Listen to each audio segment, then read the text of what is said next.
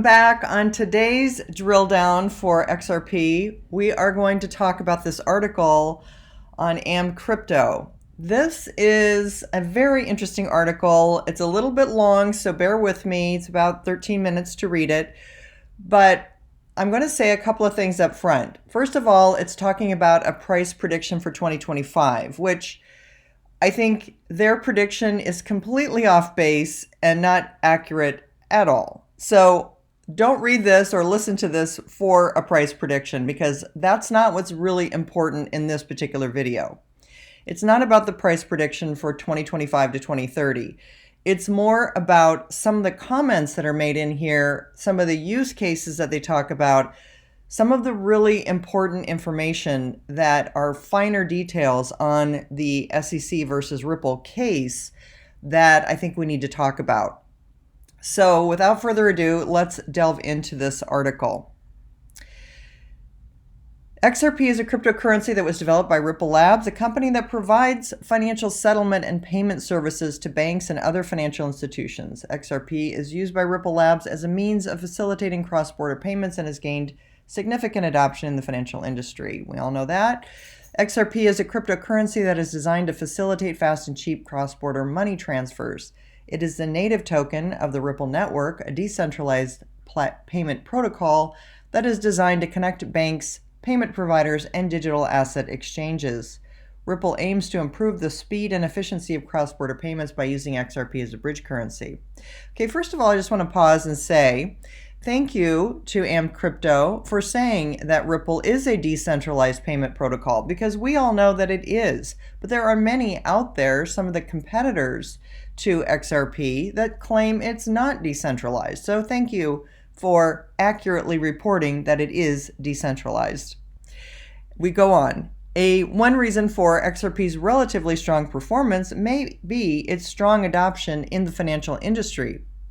Many banks and financial institutions have begun using XRP as a means of facilitating cross-border payments, which has helped increase demand for the cryptocurrency. Additionally, Ripple Labs has made significant efforts to promote the adoption of XRP, which has helped promote its credibility and appeal. After the company was established, the XRPL architects gifted 80 billion XRP tokens to Ripple for the company to build on the network. The XRP ledger uses a consensus system that involves several bank-owned servers to verify transactions. The validators verify that the proposed transactions are valid by comparing them to the most recent version of the XRP ledger. A transaction must be accepted by the majority of validators to be verified.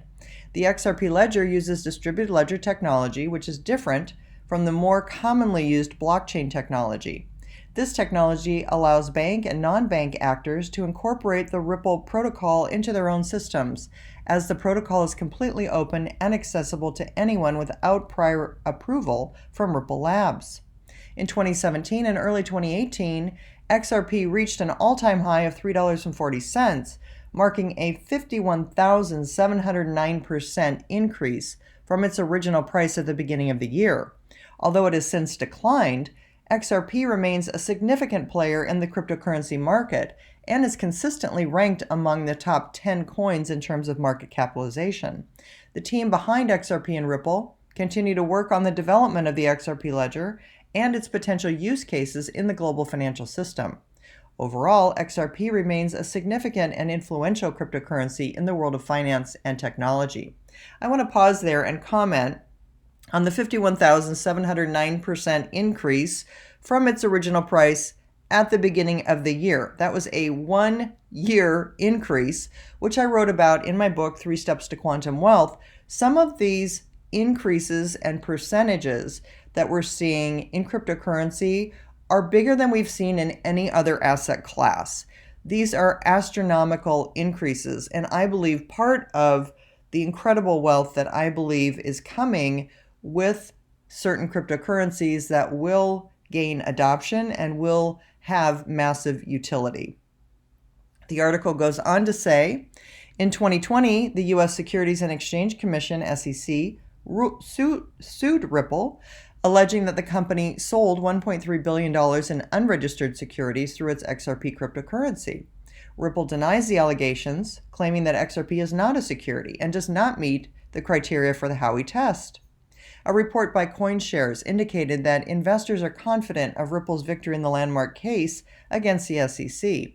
This is based on the fact that XRP investment products have seen consistent inflows for 3 consecutive weeks.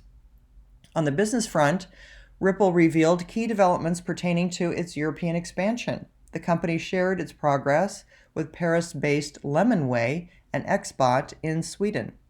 Businesses in France and Sweden will now be able to leverage Ripple's on-demand liquidity, ODL. On November 15th, Ripple announced that it partnered with MFS Africa, a leading fintech firm with the largest mobile money footprint in the continent. This joint venture seeks to streamline mobile payments for users in 35 countries. So I want to pause there and say, if you haven't seen my video where I drilled down about Ripple expanding in Africa and how it is so successful expanding there, this would be a good time to watch it after this video. And again, Ripple is partnering with the largest mobile money footprint in Africa. They're not partnering with small companies. They are partnering with the major companies because this is a major project. It is a major situation that is going to lead to dominance in the marketplace, in my opinion. The article goes on to say, in other news, Ripple CTO David Schwartz took to Twitter to offer former employees of the troubled crypto exchange FTX a place at Ripple. However, this offer only stands for employees who were not involved with compliance, finance, or business ethics. About the platform. Ripple's tie-up with Tokyo Mitsubishi Bank in 2017 was a major milestone. Following the same, it became the second largest crypto by market capitalization for a brief period. A year later, Ripple was in the news again for its partnership with international banking conglomerate Santander Group for an app focusing on cross-border transactions.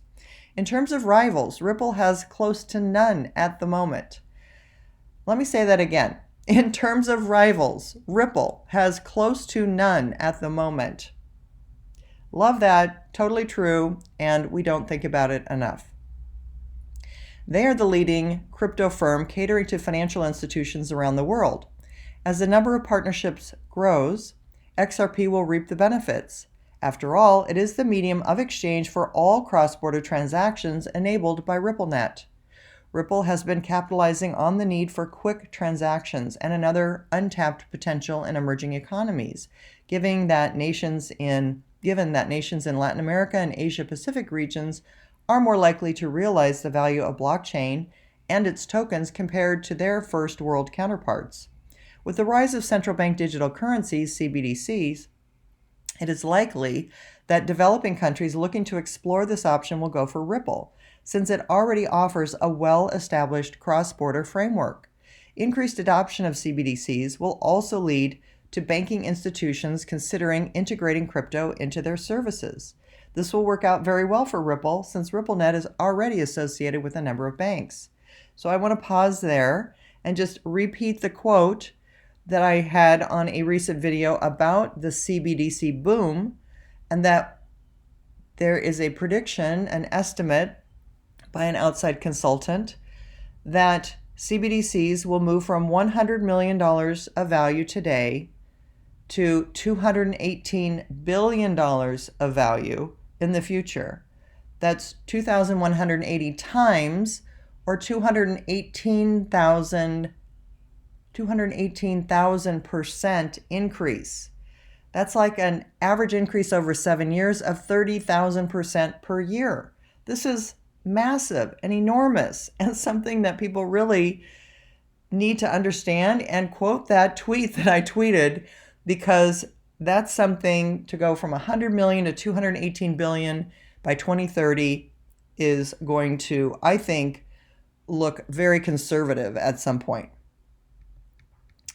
Blockchain solutions being offered to Ripple central bank partners wanting to venture into CBDCs include the option to leverage the XRP ledger using a private sidechain. Ripple is predicted to develop rapidly over the forecast period, as it can be used for a variety of functions, like accounting, investment, smart contract implementation, and decentralized programming. XRP has an edge over its rivals due to its low cost of entry.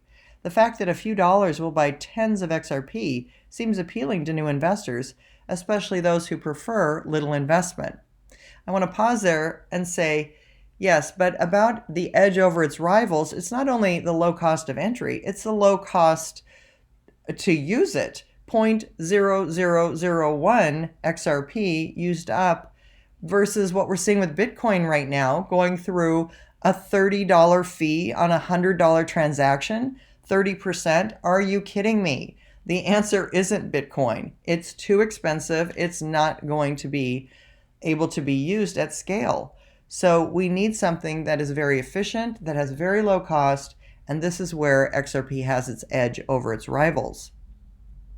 The article goes on to say, according to Evaluate's report, the cryptocurrency market's size is expected to hit $4.94 billion by 2030, growing at a compounded annual growth rate of 12.8%.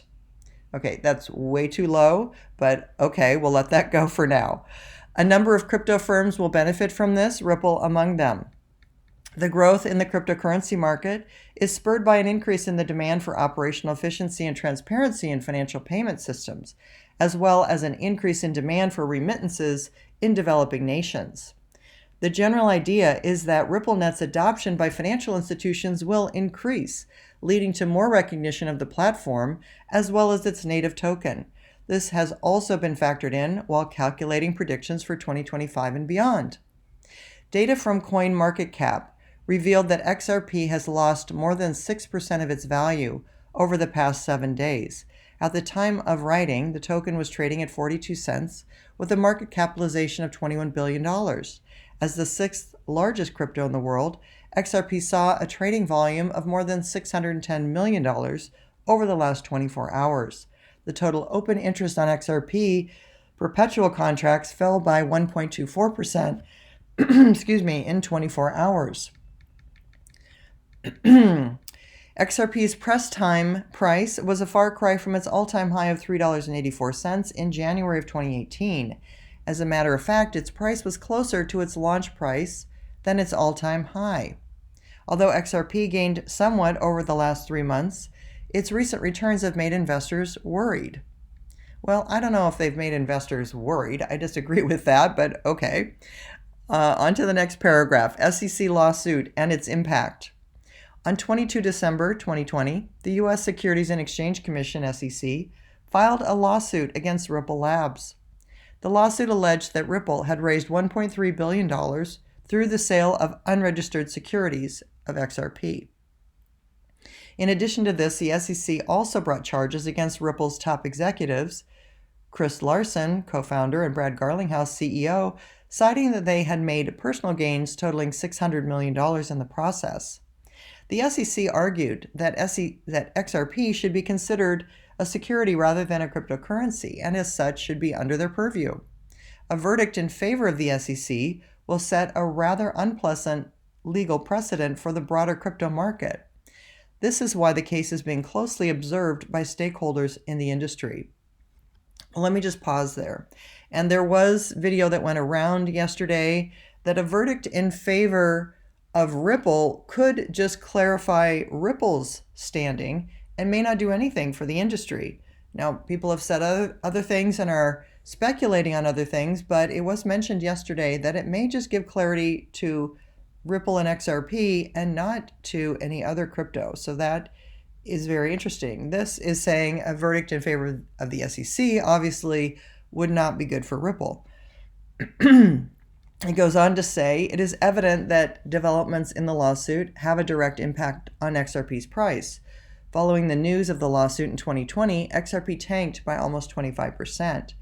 In April 2021, the judge handed Ripple a small victory by granting them access to SEC's internal documents, which caused XRP to rise over the $1 mark, a threshold the crypto hasn't crossed in 3 years.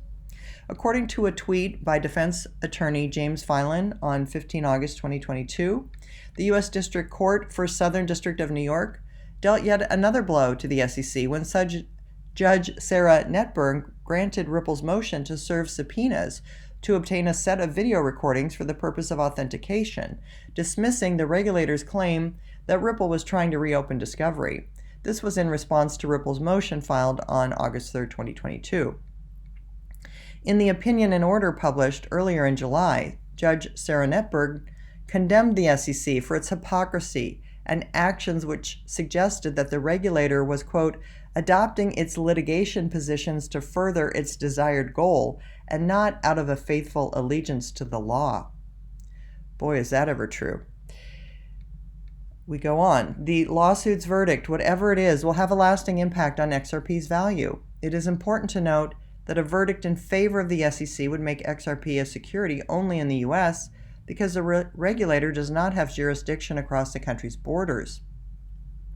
This should offset some of the damage to Ripple given that it has a substantial amount of business globally. Carol Alexander, professor of finance at the University of Sussex, believes that XRP is unlike any other crypto. Way to go, Carol, you're right. She believes that if Ripple manages to beat the SEC lawsuit, it could start taking on the SWIFT banking system. SWIFT is a messaging network that financial institutions use to securely transmit information and instructions. It's also a very antiquated system that needs updating, and yes, it's on its way out, SWIFT. In an interview with CNBC, Ripple CEO Brad Garlinghouse talked about the possibility of an IPO after the case with the SEC is resolved. Ripple going public will have a significant impact on XRP's price action in the following years. In an interview with Axios at Collision 2022, Garlinghouse further stated that the current price of XRP has already factored in Ripple losing the case. If Ripple loses the case, does anything change? It's basically just status quo, he added. As for his personal opinion on the verdict, Garlinghouse is betting that it will be in favor of Ripple. I'm betting that because I think the facts are on our side. I'm betting that because the law is on our side, he remarked. Curiously, support for Ripple and XRP hasn't been universal, really, with Ethereum's Vitalik Buterin recently commenting, quote, XRP already lost their right to protection when they tried to throw us under the bus as China-controlled IMO, in my opinion. All right, I'm going to pause right here because I have to comment on Vitalik Buterin's saying that XRP or Ripple tried to throw Ethereum under the bus as China-controlled, intimating that it's not true. Well, guess what? In my book, I quoted something from Congress about this. All right, let me tell you what I said in my book, 3 Steps to Quantum Wealth, on page 60. So this is Senator Tom Cotton of Arkansas. He wrote a letter to the Director of National Intelligence, John Ratcliffe, and National Security Advisor Robert O'Brien. In his letter, he stated that he wants the SEC to develop a clearer articulation of policy and ultimately formal commission guidance addressing digital currencies to ensure U.S. companies have the chance to lead. And here's the key that I want you to hear. And he goes on to say, quote, so far, the commission has concluded, this is a Senator Tom Cotton of Arkansas saying, so far, the commission has concluded that only 2 digital assets should be considered non-securities: Chinese-controlled Bitcoin and Ether. Chinese-controlled Bitcoin and Ether. This is coming from a congressman. These are his direct words. He's asking for clarification on digital assets so they're categorized as non-securities and can move forward and can compete with other digital assets. This came from my footnote to this was from U.S. intelligence chief concerned about Chinese dominance in cryptocurrency. All footnoted, this is from a congressman. They already said Ethereum and Bitcoin are Chinese controlled. We don't need to argue about that, Vitalik. We already know. We go on. In court and in papers, Ripple and the SEC's lawsuit is not just restricted to the courtroom. The matter is often covered by the media, with both parties having been featured in multiple op-eds, often criticizing each other. Just this month, the market watchdog and the crypto firm were the subject of a heated exchange through pieces published by the Wall Street Journal. On August 10th, SEC Chairman Gary Gensler reiterated his stance on the definition of crypto assets and their oversight in his op-ed piece featured in the Wall Street Journal. Make no mistake, if a lending platform is offering securities, it falls into SEC jurisdiction. Chairman Gensler went on to cite the $100 million settlement that the regulator had reached with BlockFi, stating that the crypto markets must comply with time-tested securities laws.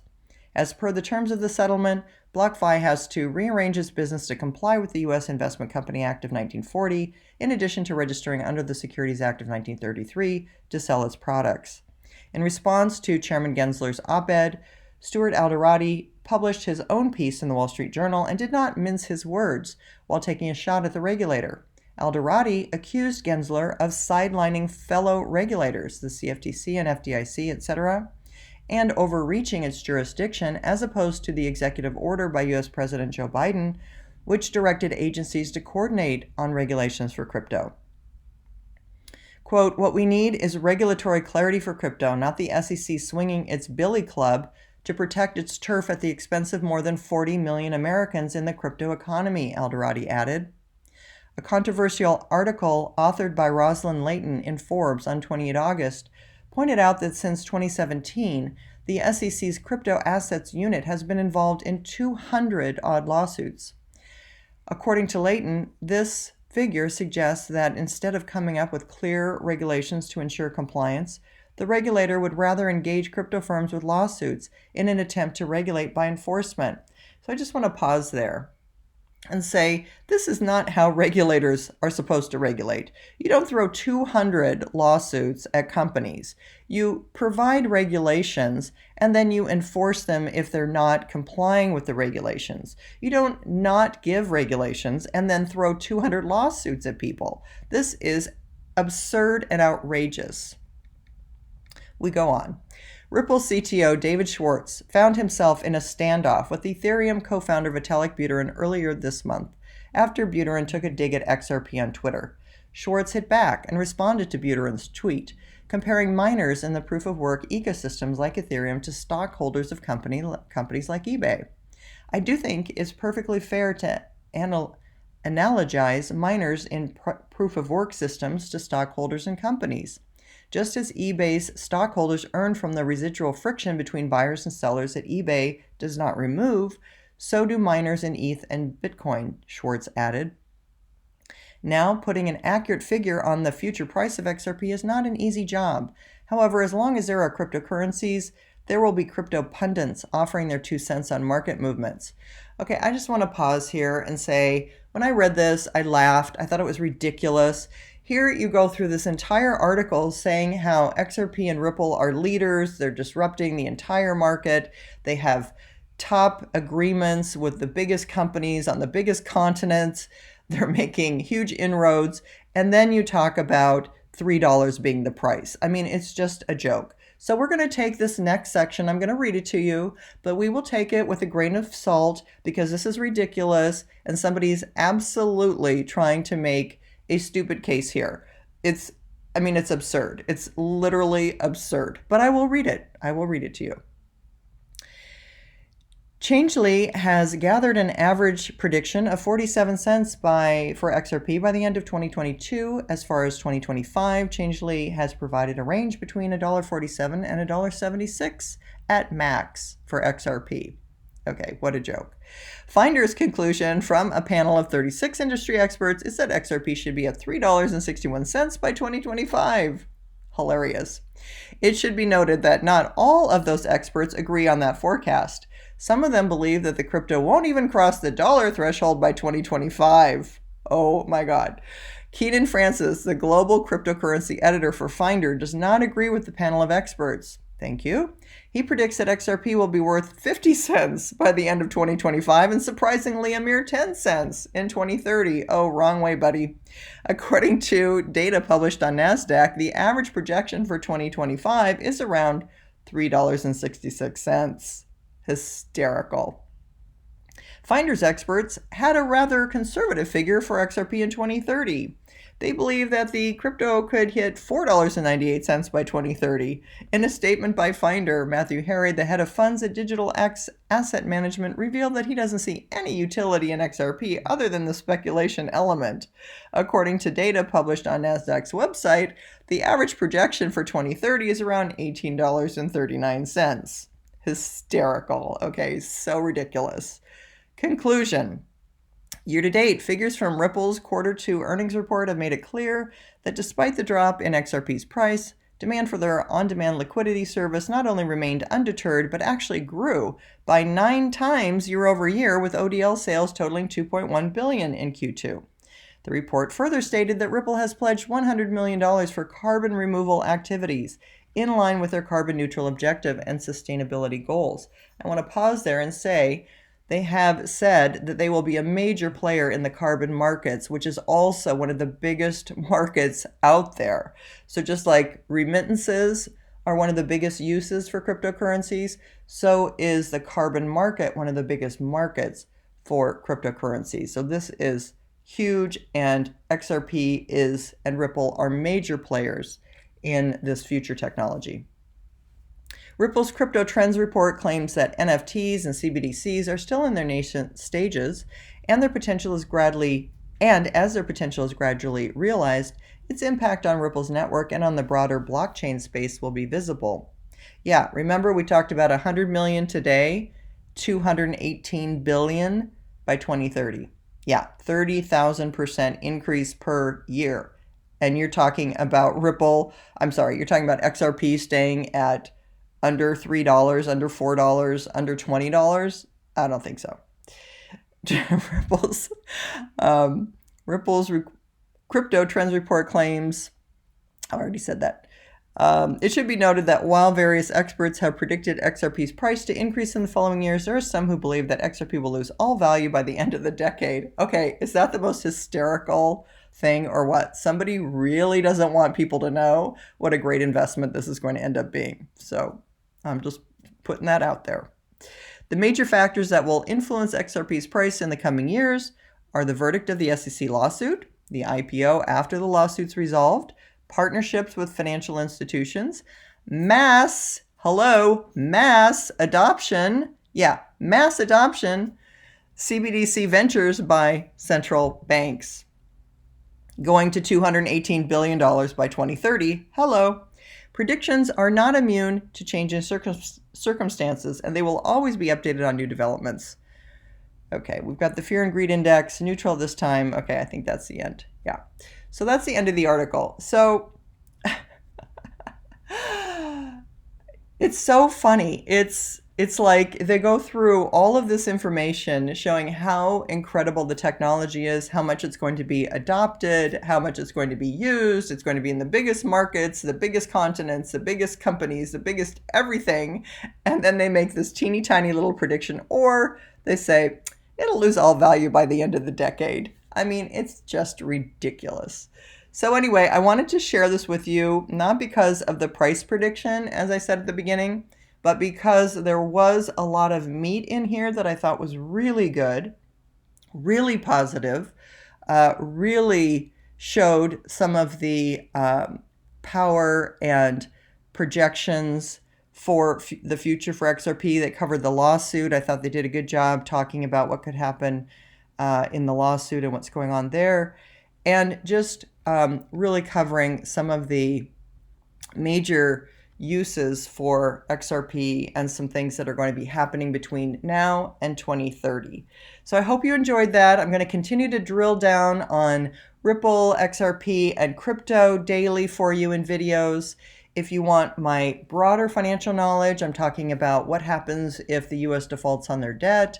I've got that on my podcast. You can also find that on my YouTube channel or on my website at lindapjones.com/podcasts. That's all for today. Until next time, live the good life and be wealthy and smart.